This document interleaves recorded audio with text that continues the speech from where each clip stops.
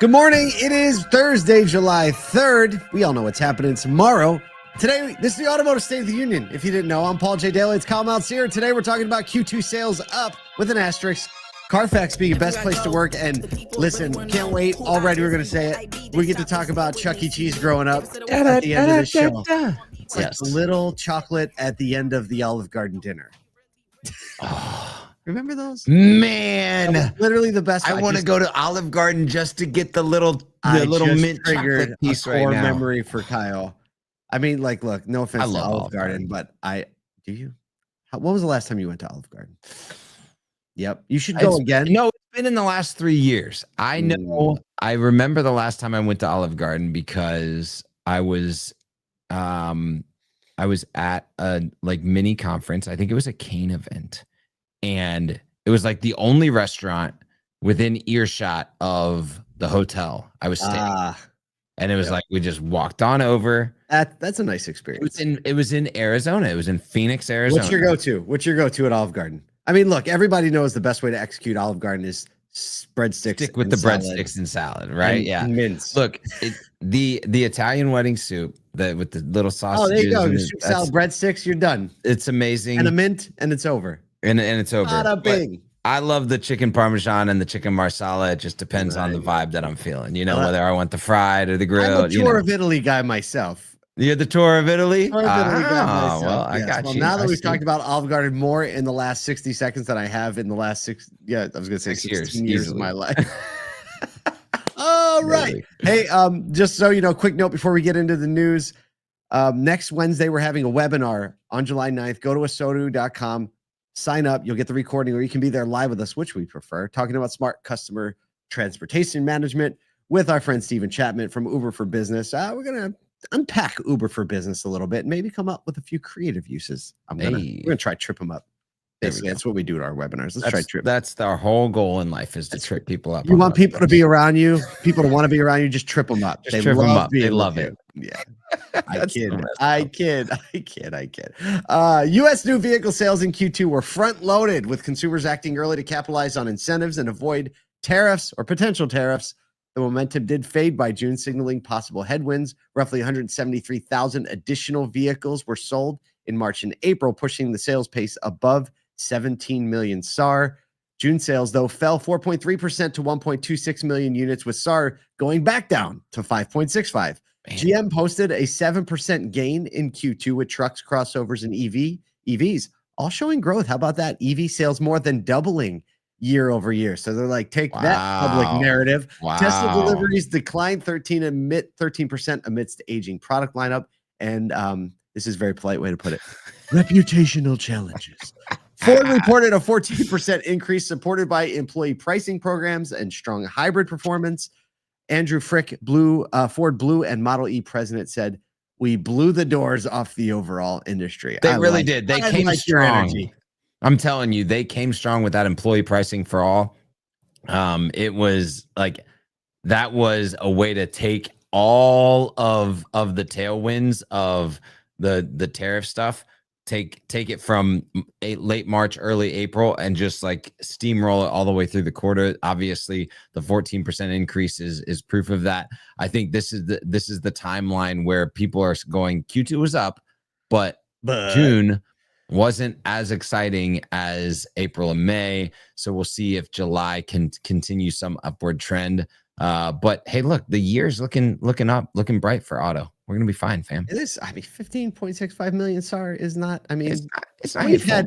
We want to get back to 17 as an average, but we've had rougher rides. We got to get better at trade cycle management to get there. Speaking of getting better, segue time. We love this story. Come on, because it's a point where we get to celebrate a key retail automotive staple being named as a great place to work and a great culture. Carfax has once again earned recognition as one of the best places to work in the U.S., sweeping multiple national and regional top workplace awards for 2025. They were named a USA Today top workplace for the 4th year in a row, and also honored by the Washington Post, 11th time there, and St. Louis Post-Dispatch, the 4th year on that list. The awards are based on anonymous employee feedback regarding culture and practices. Carfax received additional recognition for leadership, benefits, flexibility, innovation, and values. Here's a quote from Angela Coyle, Director of Marketing Ops. She says, being part of a team committed to the same playbook has made my experience rewarding. Also, a special shout out to our friends at the Rohrman Auto Group, who also placed on the USA Today list. What? That's crazy. It's wild. I mean, it's always super cool to see companies, no matter where they're at in retail automotive, recognized in cross-vertical applications. You always think about the biggest companies in the world being listed in that, and to just to remember that auto has a place in that is, I think, super important. Kudos to Carfax for being, one of the companies that is considering employees, clearly. We're going to let a little bit of the cat out of the bag, and then we're going to pull it back in. But we've just kind of put a lot of thought and intentionality into our vision, mission, and values. And our vision is that retail auto is somewhere you have to fight to get an interview. Come on. You better know somebody. So this story is so close to our hearts because it moves us one little step in that direction. Yep. Congrats to our friends at Carfax and Rohrman Auto Group. Speaking of Chuck E. Cheese. Stop. Speaking of being a kid again. Come on now. Just stop. I don't think they won the best places to work a world. No.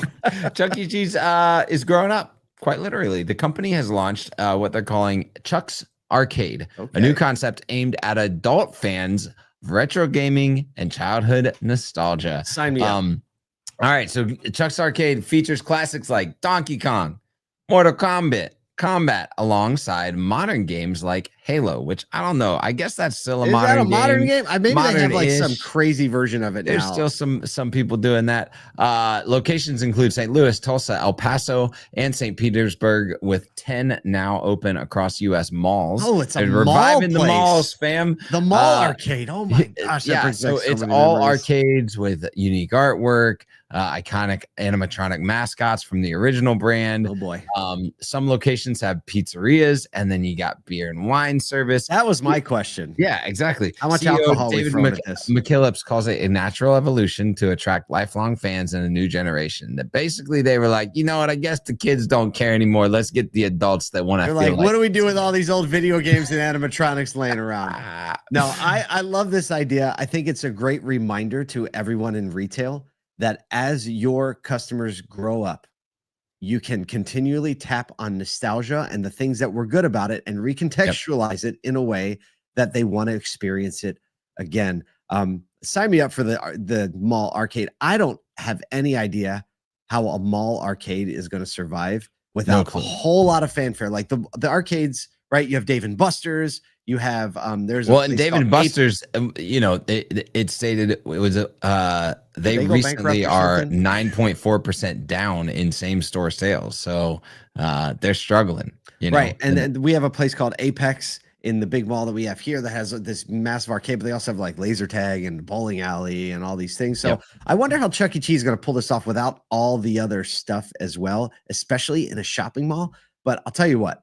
I love the idea of going to one of these Chuck's arcades and playing all these vintage video games and so fun. And the food's got to be elevated. I mean, but I like the reinvention of a brand. We'll see if it works or if it doesn't. When you look at the picture of it, it kind of reminds me of the arcade from the movie Wreck-It Ralph. That's exactly what it looks like, right? Which legitimately is cool. Exactly what it looks like, which is cool. But I think, again, back to the thing. I think there's always a way to think about the place that your consumer is in and thinking about how can you tap into the nostalgia of an experience they had when they were generational younger. Nostalgia is a thing. You can use it in your marketing. You can use it in experiences, all of those things. There's a little nostalgia in automotive, I think. Yeah. Hey, how about a pop-up arcade? Dude, if you did a Chuck's arcade, like a pop-up Chuck E. Cheese arcade, at your store, in the store, that would blow up. That'd be a thing. That'd be a thing. Yeah. I don't know. Well, listen, tomorrow we didn't talk about this. Tomorrow's the 4th of July, everybody. Hey. So that means it's gonna be a big weekend. You may be selling a lot of cars on Friday, or you may have off on Friday. Some people actually have off on the 4th of July. Yep. Right. A lot of dealships. What do you think that is? Do you think that's a 50-50 split? Yeah, it's probably 40 are off, 40%. It's probably a not lot. 50. I will say though, it's a lot easier to close on the holiday when Saturday and Sunday are on the other side. Yeah, that's exactly right. When it's on a Friday, you're like, we can do that. We'll be fine. We got Saturday. Saturday's Sunday. going to be slamming. Yeah, But yeah. look, a lot of people are going to be eating, hanging out, celebrating the freedoms that we have. Independence Day. If you don't get our daily email, get it at ASOTU.com. And one of today's headlines is retention is hard. Just ask England.